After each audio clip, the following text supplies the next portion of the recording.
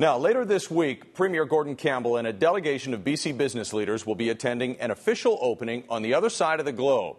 It's the launching of BC Canada House, a pavilion just off Tiananmen Square in Beijing, designed to show off what BC has to offer to the many thousands of visitors to China right through the Summer Olympics. Our Brian Coxford is in Beijing tonight with a tour of the new pavilion and a look at the economic opportunities it may provide for BC businesses.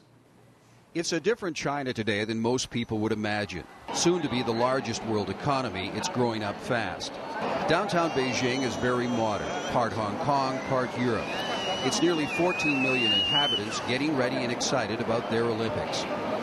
The clock next to Tiananmen Square telling them there's only 81 days till they have the largest party in Olympic history.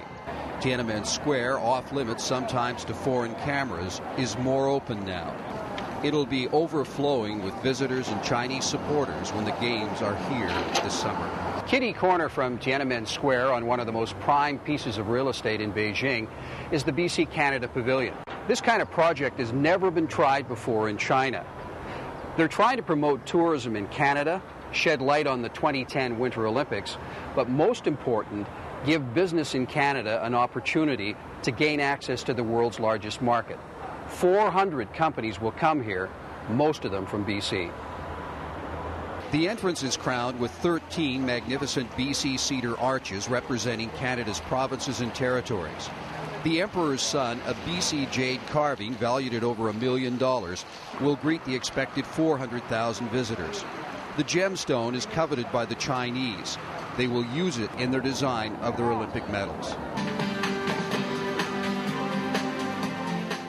Inside, images of BC and Canada beam out on dozens of flat panels. The interior walls are the woods and metals of Canada. Visitors will pass a giant cedar, the spirit tree toppled in the Great Stanley Park windstorm. On another screen, images of the bond that links our native people to the heritage Chinese drummers.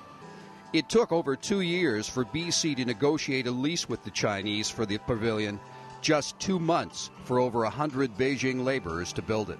No other country had come forward or asked to do something like this, sort of leveraging the economic side of the Olympics, and so it was all new to them. A well-positioned piece of real estate?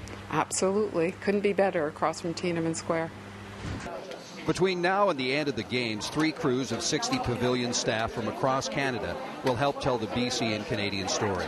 I'm really happy to be here, and I feel very privileged. I think that British Columbia is a beautiful province, and I think Canada is a beautiful country, and I think we have a lot to offer the Chinese people. But we want to tell them about what we have to offer, our tourist places, our education system, and our economy as a whole. A delegation of Chinese and Canadian business people toured the pavilion today. Some of the hundreds from BC who will meet on the second floor between now and September, piggybacking on the Olympic experience in the hopes of parlaying it into hundreds of millions of dollars in business opportunities in China. It's an opportunity for us to create connections, and that's what I think is critically important about this. It really uses the Olympics as a springboard to economic and trade opportunity. Those at the pavilion, business leaders and staff alike, showed their respect and understanding, taking to the streets with their host residents at precisely 2:28 in the afternoon.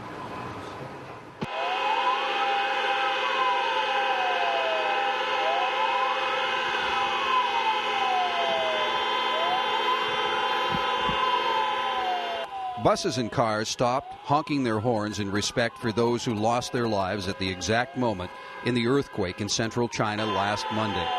It was an extraordinary event involving 1 billion people across China. Flags everywhere, including the pavilion, flying at half-mast.